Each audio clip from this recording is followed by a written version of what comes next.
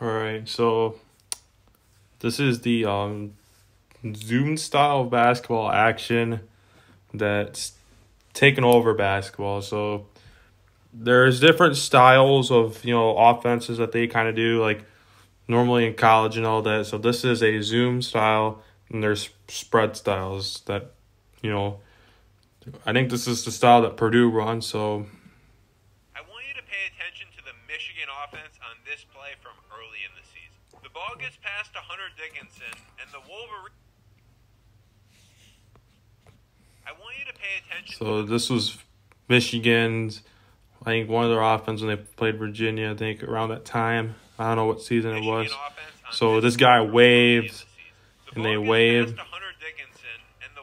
So they give it to the big man, and number 3, whoever, sets up a screen there.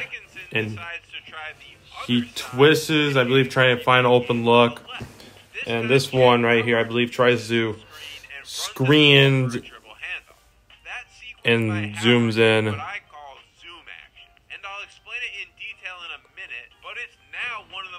Popular concepts in all of basketball. Here is Purdue running the same exact play as we saw from Michigan. Twist the screen on the right side, then zoom the screen on the left. This time with Carson Edwards getting all the way to the basket. I'm not the only one who calls this action zoom. If you pay attention to Kentucky assistant coach Shane Coleman on the bench here, you can actually hear him screaming zoom and pointing at the Michigan players as the play unfolds. A shooter by far. Dickinson the handoff to Bucket. He goes back to him. Nice play. And that one goes. That's a nice play right there. What exactly is zoom? If you're a longtime subscriber of the channel, you're probably already familiar with the term. All right, so this zoom style. So this X right here, so on the, I think it's the left side. So he's setting up a screen. And then it's just kind of like a dribble handoff. There, what he's saying. Sets the pin down, and Evan Boudreaux executes the dribble handoff. Zoom is kind of like a ball screen on steroids.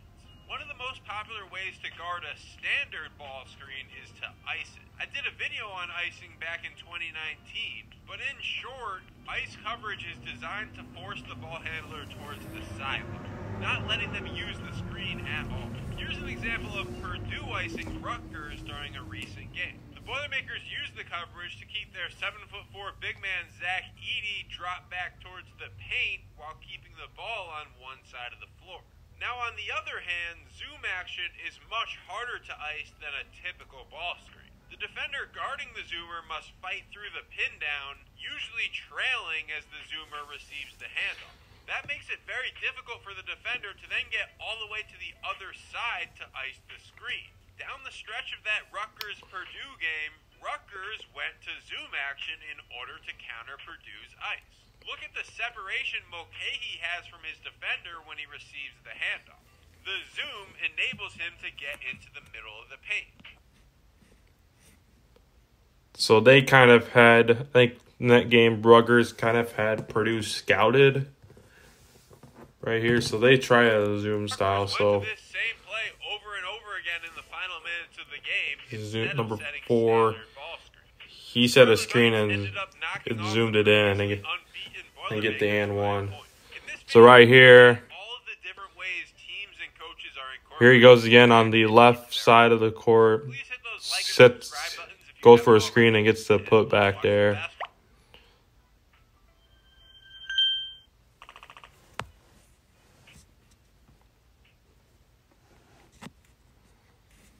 Zoom has recently become more and more popular. There are a couple of reasons why zoom has become so prevalent recently. The first reason is the increase in the... So right here, the guy that's zooming in, he kind of sets up a screen. Ability to shoot three-pointers off of dribble handoff. In 2019, I don't know if they use it to try to get a mid-range jumper or a perfect, because all right, I'm gonna stop right there, but not stop it right there, but I'm gonna explain what you know, like when I draw like my offensive style, because I'm trying to get like, because I'm getting into basketball coaching. As you guys know, as you guys know, that normally this is kind of like another style that's taken over as a Zoom style that coaches run, and then some will run a spread style. Like mine is a mixer of that Zoom and that spread style that Coach Underwood, Illinois, that I'm wearing an Illinois shirt.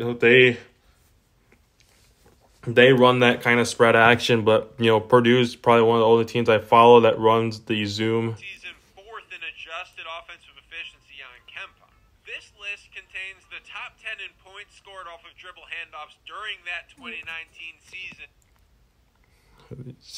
Yeah, the top two from that 2019 season off of dribble handoff have came from Purdue. The third is from DePaul, but Purdue has run that. Purdue has ran that a lot. Among players from Power 6 conference. Purdue's duo of Klein and Edwards were by far the top two on the list. Statistical proof of just how lethal the Zoom action. The second reason for the increase in Zoom is the rise of 5-out offense. Nowadays, teams are putting their 5-man at the top of the key with their guards in the corner. So it's only this is the 5-out offense. Into dribble handoffs, Zoom action, for those players in the corners, and then roll the 5-man to the basket from there. That 5-out Zoom formation is now one of the most popular actions in all of basketball, especially for teams with playmaking centers who can pass at a high level for their position and even put the ball on the floor. The best example of a highly skilled big that thrived in a 5-out Zoom-based offense was Cameron Krutwig in 2021.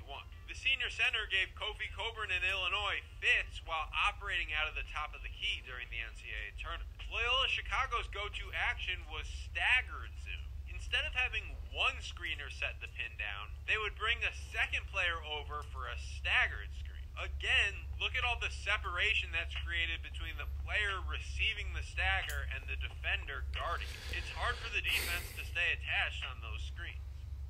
Loyola also used misdirection in their offense. Here it seems like they're setting up a stagger for Tate Hall in the corner, but Braden Norris comes off of the Zoom instead. Krutwig was essentially the quarterback of the Ramblers offense, with his teammates reading screens all around him to potentially set up different dribble handoffs.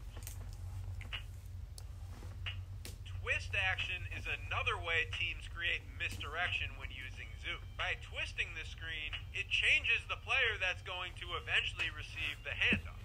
And of course, So that's a twist of the Zoom. So normally they're gonna think that there's another player that's gonna get that handoff, but then I think another one's gonna come in and get the handoff as well. Defense tries to cheat the action entirely and beat the offensive player to the spot. Man. The backdoor cut to the basket is always an option to take advantage of that type of defense.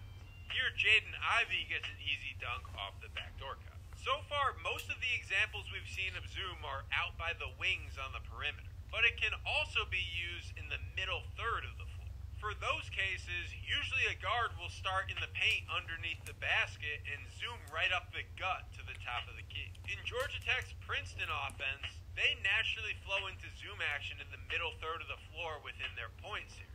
They hand the ball off below the three-point line at around the foul line, and then look to immediately put pressure on the defense by going downhill. It's not a surprise that this season the Yellow Jackets are ranked second in the entire country in points per game scored off of dribble handoffs.